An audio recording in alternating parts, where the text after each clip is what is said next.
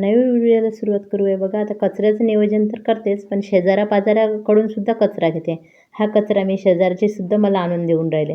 कारण मी भाजी निवडताना आमच्या आई म्हटल्या, की हे आमच्या घरचं सर्व कुंड्यामध्ये जाते, त्यामुळे आमच्या घरचंही आणून देऊ का? आणि त्या आणायला लागल्या. 2 वेळा त्यांनी आणून दिला. आणि बघा आता कोणताही कचरा कमीच पडत आहे. हे ब्राऊन वेस्ट असो, काही असो, अशा कुंड्या भरायला, टब भरायला, काही भरायला आहे ना, हे असं उपयोग जर आपण करणार तळाशी, तर काही दिवसांनी याचं खतात रूपांतर होते आणि कचऱ्याचं नियोजन होते. तिसरी गोष्ट म्हणजे याच्यामध्ये छान असं खत निर्माण होते आणि हे खत निर्माण झाल्यामुळे आपल्याला मातीची आवश्यकता कमी लागते, मातीची सुपीकता 1000 पटीने वाढते. कारण याच्यामध्ये असे जीवाणू तयार होतात जे त्यांना हे खाण्याची आवश्यकता असते आणि ते जे हे खातात आपल्याला देतात खत. म्हणजे बघा असं हे निसर्गाचं एक चक्र आहे. म्हणून हे जर आपण इकडे तिकडे फेकलं ना, काही बघा असं बॉक्ससुद्धा मी केलेला आहे, ड्रम, याच्यामध्ये सुद्धा मी काही आणून टाकते. अशा पद्धतीने भरपूर वेस्ट निघते. जेव्हा मी साफसफाई करते बागेची, हे सुद्धा आपल्या कुंडीमध्ये जाते. आणि शेजारी-पाजारीकडनं मी पण भरपूर कचरा घ्यायला लागले आता. म्हणजे मिळाला तेवढा कचरा मला कमीच पडतो असं म्हणायला हरकत नाही. बघा आता एवढे मोठे बाग वाढत चालली, तर त्याचं कचऱ्याचं नियोजनसुद्धा वाढत चाललं. बघा आता कुंड्या भरतानासुद्धा मी उपयोग करते. प्रत्येक गोष्टीमध्ये कचऱ्याचा उपयोग होत आहे. हे कॅरी भरताना कचऱ्याचाच उपयोग झालेला होता सुरुवातीला. जेव्हा हे कॅरी केली ना, तेव्हा भाजीवाले वगैरे त्यांच्याकडचे उरलेले जे राहते ना, ते वेस्ट मी याच्यामध्ये टाकलं होतं. आणि आता ही ग्रोथ बघून मला त्याची आवड निर्माण लागली आणि आवड निर्माण लागल्यामुळे कचरा कमी पडायला लागला.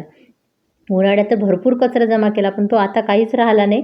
छान असं खतात रूपांतर झालेलं आहे. बघा पपई किती लागल्या, इतकी गोड पपई आहे, हे मी तुम्हाला काय सांगू.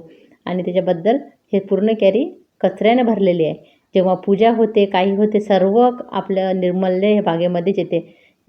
आठवते मला, मी जेव्हा बागेची सुरुवात केली होती पहिल्या हरतालिकाला, मी पूर्ण या कॅरीमध्ये या कोपऱ्यामध्ये जे टाकलं होतं ना, त्याच्यानंतर त्या टोमॅटोचे झाडं इतकी छान आले होते. तेव्हापासून मला समजलं की प्रत्येक गोष्ट इकडे तिकडे फेकल्यापेक्षा त्याचा उपयोग कसा करायचा हे खूप महत्त्वाचं असते. आणि बघा आता इतके शेंगा लागलेले आहे अपराजिताच्या वेलाला, की अर्ध्या तर मला तोडता येत नाही. आता मी कॅरीच्या वर उभी राहिली आणि थोडेफार तोडून घेते आणि हे सर्व जाणार आहे कुंडीमध्ये. जे निघेल ते कुंडीमध्ये जाते आणि अशा पद्धतीने कचऱ्याचं नियोजन होते.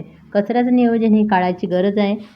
कारण ते प्रदूषणावर खूप हानिकारक असा उपाय होते त्याच्यावर. जेव्हा आपण कचरा बाहेर फेकतो, तोच कचरा आपण कुंड्यामध्ये भरतो किंवा खत निर्माण करतो, त्या कचऱ्याचं सोनं होते, झाडांसाठी उपयोग होते.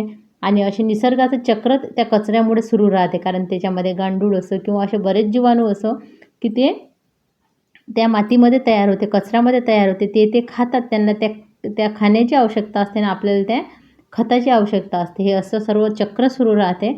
आणि गांडूळ हे जमीन भुसभुशीत करत असते, म्हणून आपण त्याला शेतकऱ्याचा मित्र म्हटलेला आहे. असेच काही जीवाणू असते. जेव्हा आपण कचरा बागेमध्ये टाकतो, त्याची म्हणजे ग्रोथ जास्त होतात, त्यांची वाढ होते. त्याच्यामुळं आपण ह्या कचऱ्याचं नियोजन हे केलं पाहिजे. आणि एवढ्या मोठ्या बागामध्ये हळूहळू झाडं वाढत आहे, त्याच्यामुळे कचरा भरपूर लागत आहे. म्हणून मी शेजारा-पाजाराकडनं आता कचरा मागवायला लागली. प्रत्येक फूल बघा किती सुंदर तयार झालेलं असते ना.